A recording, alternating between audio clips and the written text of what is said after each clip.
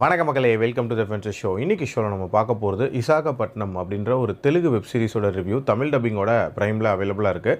மொத்தமாக 7 எபிசோட்ஸ் தான். ஒரு எபிசோடுமே ஆவரேஜாக ஒரு 30 to 40 மினிட்ஸ் டியூரேஷன். ஒரு சின்ன சைஸ் சீரிஸ் அப்படின்னே சொல்லுவேன். ஐஸ்வர்யா ராஜேஷ் அண்ட் சமுத்திரகனி தான் இதில் லீட் கேரக்டர்ஸ் ப்ளே பண்ணியிருக்காங்க. ஒரு போர்ட் டவுனில் நடக்கக்கூடிய பவர் பாலிட்டிக்ஸ் அப்படின்ற தீமில் நகரக்கூடிய ஒரு சீரிஸ். அந்த போர்ட் டவுனே தன்னோட கண்ட்ரோலில் வச்சுருக்கக்கூடிய ஒரு நபர் தான் நாயுடு.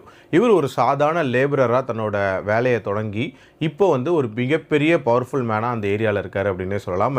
அவர் ஏகப்பட்ட கிரைம்ஸ் அப்படின்றத ஒரு வாழ்க்கையில் பண்ணுறாரு அண்ட் பண்ணிக்கிட்டே இருக்காரு. அந்த கிரைம்ஸ்க்கு அகெயின்ஸ்டாக ஃபஸ்ட்டு குரல் கொடுக்கக்கூடிய ஒரு நபர் யார் அப்படின்னா அவரோட பொண்ணான ஐஸ்வர்யா ராஜேஷ். இவங்க ஒரு என்ஜிஓவில் வேலை பார்த்துட்டு இருப்பாங்க.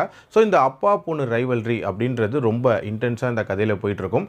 அண்ட் இதுக்கு பேரலாக நரேஷ் அகஸ்தியாவோட கதையை காட்டுறாங்க. ஒரு ஆட்டோ டிரைவராக அந்த ஏரியாவில் நிறைய கனவுகளோடு இருக்கக்கூடிய அந்த நபர், அவர் வாழ்க்கையில் சில பல ட்ராஜடி இவங்களால் வந்து உண்டாகுது.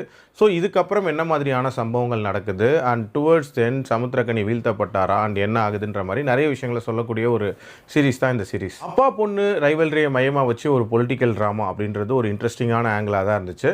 அதுக்கு ஏற்ற மாதிரி ஒரு பவர்ஃபுல் கேரக்டராக ஐஸ்வர்யா ராஜேஷோட கேரக்டரை டிசைன் பண்ணியிருந்தாங்க. ஒரு ரொட்டீனான ஒரு பொலிட்டிக்கல் ட்ராமாவாக இந்த சீரிஸ் இருக்கக்கூடாதுங்கிறதுக்காகவே சில பல ட்விஸ்ட் அண்ட் டர்ன்ஸையும் உள்ளே வச்சுருந்தாங்க. அதில் ஒரு சில விஷயங்கள் நல்லாவே ஒர்க் அவுட் ஆயிருந்துச்சு. அந்த 90s காலகட்டத்துக்கு ஏற்ற மாதிரியான அந்த செட்டப்பையும் ஓரளவுக்கு ஜஸ்டிஃபை பண்ணியிருந்தாங்க. மற்றபடி இந்த கதையில் நடக்கக்கூடிய அந்த கிரைம்ஸ் அப்படின்றத பொறுத்த வரைக்கும் அந்த கேஸ் இன்சிடென்ட் ஓரளவுக்கு இம்பாக்ட்ஃபுல்லாக இருந்துச்சு. மற்ற எதுவுமே வந்து பெருசாக இம்பாக்டை கிரியேட் பண்ணவே இல்லை அப்படின்னே சொல்லலாம். டீட்டெயிலிங் அப்படின்றதுமே அந்த அளவுக்கு சிறப்பாக இல்லை அப்படின்னே சொல்லலாம். எப்படி சமுத்திரகனி அவ்வளோ பவர்ஃபுல் மேனாக மாறினார், அவரை சுற்றி இருக்கிறவங்கள பற்றிய டீட்டெயிலிங் அப்படின்றதும் பெருசாக சொல்லியிருக்க மாட்டாங்க.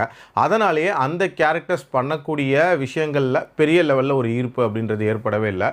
ஓவரால் ஒரு வித்தியாசமான பொலிட்டிக்கல் சீரிஸ் கொடுக்கணுங்கிற முயற்சி இருந்துச்சு. பட் அதுக்கான இம்ப்ளிமெண்டேஷன் கண்டிப்பாக பெட்டராக இருந்திருக்கலாம். டைம் பாஸ்க்கு ட்ரை பண்ணணும்னா வேணால் ட்ரை பண்ணி பாருங்கள். என்னோட ரேட்டிங் 2.7 out of 5.